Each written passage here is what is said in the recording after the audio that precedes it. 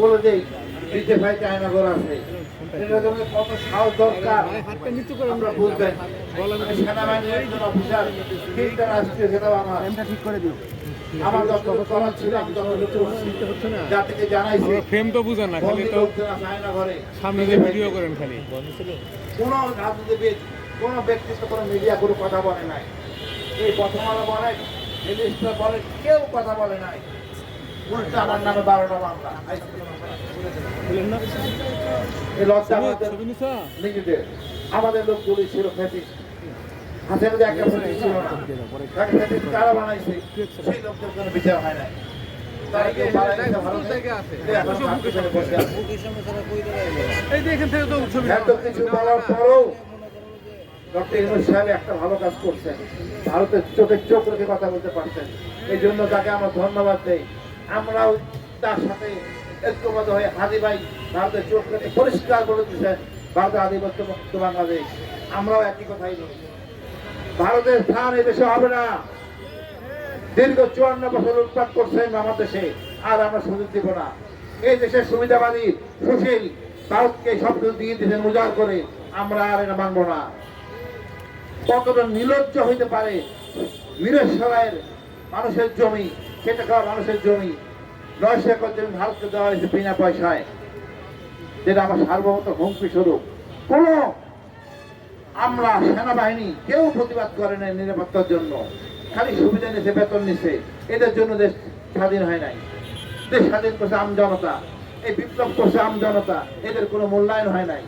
অদ্যাবধি দেখেন মুক্তিযুদ্ধের সংখ্যা নিয়ে বিতর্কের সৃষ্টি করছে, শহীদের সংখ্যা নিয়ে বিতর্কের সৃষ্টি করছে এই আওয়ামী লীগ সরকার।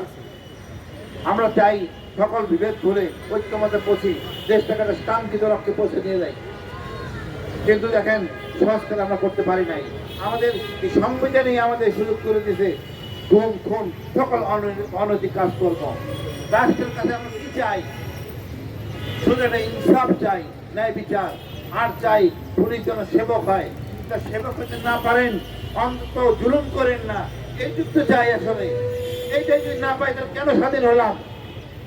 ডক্টর ইউনূস সংস্কার করছেন, মাথা মুন্ড কিছুই হয় নাই। উচিত ছিল এত লোকের এত মত নিয়ে দেশ স্বাধীন, দেশ সংস্কার করা যায় না। উচিত ছিল বিপ্লবী সরকারের, অথবা আপনারা যদি জাতীয় সরকার করতেন তাও একটা কাঙ্ক্ষিত লক্ষ্যে পৌঁছা যাইত। আমাদের সমস্যাটা আপনি জানেন না। আপনি আলী রিয়াজকে নিয়ে আসেন, সেটা আমাদের সমস্যাই জানে না আমরা কোথায় কিন্তু সমস্যা আছি। আজকে দেখেন ফুটপাতে রাস্তাঘাটে যারা কাজ করে, ভ্যানে চড়ে ভ্যানে বিক্রি করে খায়, এরা কি মুক্তিযুদ্ধের সন্তান না? এদেশের সন্তান না? যাদের অধিকার নেই বাঁচার, চাকরি দিতে পারবেন না, এরা নিজেরা খায় তাও খেতে দেবেন না, সে কারণে চাঁদাবাদী। আমরা মনে করি আমরা এই বড় লোকের জন্য দেশটা হয় নাই, ওই গুলশান বনানোর জন্য দেশ হয় নাই। আমার প্রতিবেশী ভালো থাকলেই ভালো থাকবো, পরিষ্কার বলি। আমার এই আমজনতা কৃষক ছেলে এরাই আমার খাবারটা এনে দেয়, ওই বড় লোকটা কিছু এনে দেয় না, ওর লুটপাট করে। আমাদের লোকরা জমি বেচে, গরু বেচে, বউ বাচ্চা রেখে বিদেশে গেছে, ওইখান থেকে টাকা পাঠায়। এই টাকা দিয়ে দেশ চলে, এই টাকা দিয়ে বাজার হয়, আমাদের বাজেট হয়। কিন্তু দুঃখের বিষয় এই টাকাটা লুটপাট করে ভারতে পাঠিয়ে দেয়। ডক্টর ইউনূস যদি একটা কঠিন আইন করতে পারতেন, টাকা পাচার করে মৃত্যুদণ্ড, তাইলেও খুশি হইতাম। তাও হয় না। এই টাকা পাচার মনে করেন আমাদের দরবেশ বাবা, এর হাত কাটলে অসুবিধা কোথায়? আমরা সবাই খুশি হবো। আমাদের টাকা নিয়ে লুটপাট করছেন এসালাম, দরবেশ, এরা। একটা লোকের কত টাকা দরকার?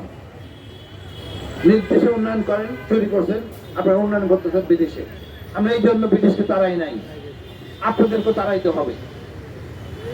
ডক্টর ইউনূসকে বলবো, আপনি যে অবস্থা করছেন দেশের, অর্থাৎ শৃঙ্খলা বাহিনী যা অবস্থা, আপনি বুড়ো বুড়ো লোক নিয়ে সব বসাইছেন ওইখানে, সবগুলি ছাত্র নিয়ে বসাইতেন, আপনি দেখতেন কি উন্নয়ন হইতো।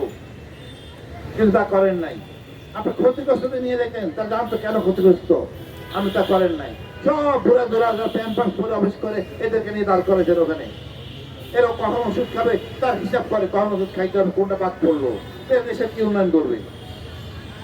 আমি মনে করি পুলিশ বাহিনীতে অর্ধেক পুলিশ মেয়ে আনে, আমরা অন্তত ভালো বিচার পাবো, অনেক জুলুম হবে না। পুলিশ যে এলাকার পুলিশ সেই এলাকায় রাখেন, যে এলাকার লোকদের চিনে, জুলুম করবে না। এই সব সমীকরণ। জামাত বিএনপি আওয়ামী লীগ সবাই মিলেই থাকবো আমরা একসাথে, তারপরে ফেলে দিতে পারবো না। কেউ যদি ভুল করে ক্ষমা চায়, রাষ্ট্রীয় আইনে বিচার হওয়ার পর আমরা একসাথে থাকবো। তা আমি মনে করি আমরা অনেক কিছুর পর একটা সমীকরণে আসি। ডক্টর ইউনূসকে বলবো, আপনি একটা বিপ্লবী সরকার গঠন করেন, করে 3 মাসের মধ্যে সমস্যা সমাধান করেন। আপনি তো আমাদের সংবিধান ওই এসির বসে লিখতে হবে না, সংবিধান জনগণের, তারা নন-নিশ্চিত থাকে, রাস্তা সুস্থ থাকে, সেটা আপনি শহীদ মিনারে বসে লেখেন। 7 দিন টাইমের মধ্যে সংবিধান লেখা সম্ভব, কিন্তু আপনারা সেটা চান না। খাওয়া দাওয়া করবেন, ভর্তি করবেন, হ্যাঁ হ্যালো হাই হ্যালো করবেন। ওই শহীদ মিনারে বসে এই ছাত্ররাই লিখে দেবে সংবিধান। এই সংবিধান হবে দেশের সংবিধান, জনগণের সংবিধান। কিন্তু আপনারা ব্যর্থ হয়েছেন অনুগ্রহপূর্বক। দেশে নেই যে মানে যেভাবে হাতি মারা গেল, এরপর আবার ককটেল ফুটলো, আরো অনেক অসংখ্য ঘটনা ঘটবে, এটা কাম্য না। তাই আমি বলবো, আপনারা এমন নির্বাচন দিবেন না যে জনগণকে ডাকাই না ভোট কেন্দ্রে মারবেন। আমরা ভোট কেন্দ্রে মরতে চাই না। আপনি 42,000 ভোট, কয়জন পুলিশ আপনারা আছে, কিভাবে নিরাপত্তা দিবেন?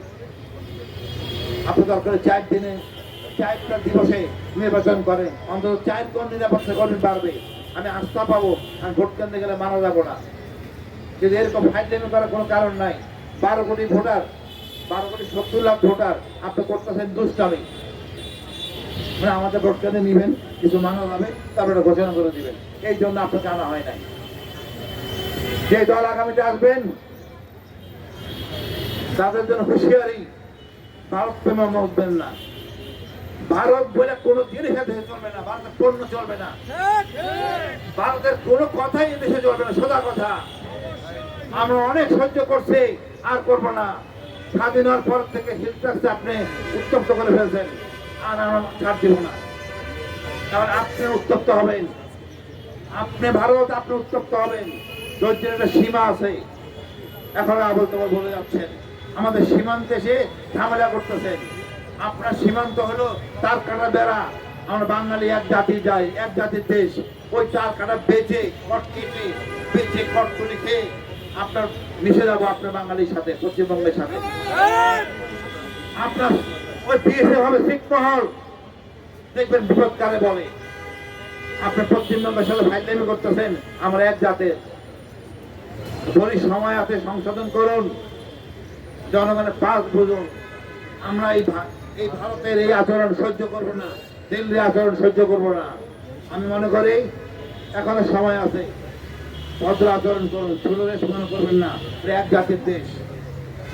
আমরা আপনাদের দোয়ায়, সবার দোয়া নিয়ে আমরা একটা মোটামুটি একটা আহ্বায়ক কমিটি করেছি, যার যুগ্ম আহ্বায়ক হলেন ডিও খুদা, সদস্য সচিব মোজামের মিয়াজি, সদস্য ফখরুল হাসান রানা, আব্দুল মতিন, মোহাম্মদ রহমান, মোহাম্মদ ইয়ারুল ইসলাম, মোহাম্মদ মতিউর রহমান, মোহাম্মদ শহীদুল ইসলাম, মোহাম্মদ শাওন।